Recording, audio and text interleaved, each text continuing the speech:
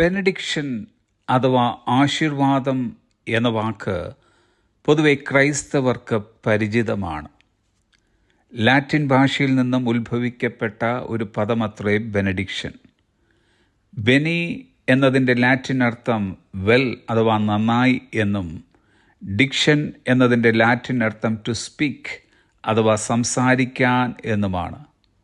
To speak well of, നന്നായി സംസാരിക്കുക എന്നർത്ഥമുള്ള ബെനഡിക്ഷൻ അഥവാ ആശീർവാദം ക്രൈസ്തവരുടെ പ്രാർത്ഥനയുടെ അവസാനം ഉപയോഗിച്ചു വരുന്നു. വിശുദ്ധ വേദപുസ്തകത്തിൽ ഏതാണ്ട് 100-ലധികം അനുഗ്രഹത്തെ പ്രതിനിധാനം ചെയ്യുന്ന ആശീർവാദങ്ങളുണ്ട്. ഇതിൽ ക്രൈസ്തവരിൽ മിക്കപേരും ഉപയോഗിക്കുന്ന ആശീർവാദ വാക്കുകളത്രേ കൊരിന്ത്യർക്കെഴുതിയ 2-ാം ലേഖനം 13-ാം അധ്യായത്തിൻ്റെ 14-ാം വാക്യം. അതിപ്രകാരമത്രേ: കർത്താവായ യേശുക്രിസ്തുവിൻ്റെ കൃപയും ദൈവത്തിൻ്റെ സ്നേഹവും പരിശുദ്ധാത്മാവിൻ്റെ കൂട്ടായ്മയും നിങ്ങളുടെ എല്ലാവരോടും കൂടെ ഇരിക്കുമാറാകട്ടെ. ആശീർവാദത്തിൻ്റെ ആശയം ഒരുപോലെ മുൻനിർത്തി പലർ വിവിധ രീതികളിൽ ഈ വാക്യത്തെ ഉപയോഗിക്കുന്നു. ഈ അനുഗ്രഹാശീർവാദത്തിൽ യേശുക്രിസ്തുവിൻ്റെ കൃപയുണ്ട്, പിതാവാം ദൈവത്തിൻ്റെ സ്നേഹമുണ്ട്, പരിശുദ്ധാത്മാവിൻ്റെ കൂട്ടായ്മയുണ്ട്. എ ഹെവൻലി റിച്ച് ബെനഡിക്ഷൻ, വളരെ സമ്പന്നമായ ഒരു അനുഗ്രഹാശീർവാദം.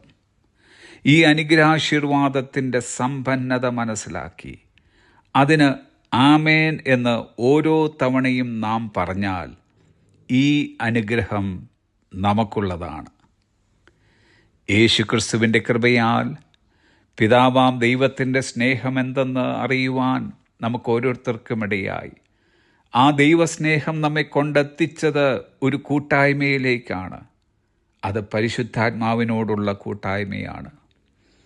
ക്രിസ്തുവിൻ്റെ രക്തത്താൽ വീണ്ടെടുക്കപ്പെട്ട ദൈവമക്കൾക്ക് പരിശുദ്ധാത്മാവിനോട് മാത്രമല്ല കൂട്ടായ്മയുള്ളത്.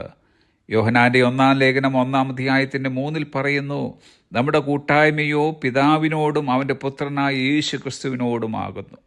കൊരിന്ത്യർക്കെഴുതിയ 1-ാം ലേഖനം 1-ാം അധ്യായത്തിൻ്റെ 8-ൽ ഇങ്ങനെ വായിക്കുന്നു: തൻ്റെ പുത്രനും നമ്മുടെ കർത്താവായ യേശു ക്രിസ്തുവിൻ്റെ കൂട്ടായ്മയിലേക്ക് നിങ്ങളെ വിളിച്ചിരിക്കുന്ന ദൈവം വിശ്വസ്തൻ. ക്രിസ്തീയ ജീവിതത്തിൻ്റെ സമ്പന്നത അത്രേ പിതാവാം ദൈവത്തോടും പുത്രനാം യേശു ക്രിസ്തുവിനോടും പരിശുദ്ധാത്മാവിനോടുമുള്ള കൂട്ടായ്മയിലേക്ക് നമ്മെ വിളിച്ചിരിക്കുന്നു എന്നത്. ഈ മഹത്വം തിരിച്ചറിഞ്ഞ് ഓരോ ദിവസവും കർത്തൃപാദപീഠത്തിൽ നമുക്കായിരിക്കുവാൻ കഴിയുന്നതാണ് മറ്റെല്ലാ കൂട്ടായ്മകളെക്കാളും അതിശ്രേഷ്ഠമായത്. ഒരുപക്ഷെ നമ്മോടൊപ്പം ദൈവസന്നിധിയിൽ മുട്ടുകുത്തുവാൻ പ്രിയപ്പെട്ടവരാരും തന്നെ ഇല്ല എങ്കിലും നമുക്ക് പറയാം: എനിക്കെൻ്റെ സ്വർഗസ്ഥനാം പിതാവുണ്ട്, പുത്രനാം യേശുക്രിസ്തുവുണ്ട്, പരിശുദ്ധാത്മാവുണ്ട്.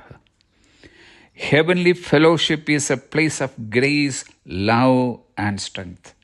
സ്വർഗീയ കൂട്ടായ്മ എന്നത് കൃപയുടെയും സ്നേഹത്തിൻ്റെയും ശക്തിയുടെയും സ്ഥലമാണ്. ഈ കൂട്ടായ്മ നമുക്ക് ആസ്വദിക്കാം, ഒരാഘോഷമാക്കാം, ഒരു ദിനചര്യയായി മാറ്റാം. Have a blessed day.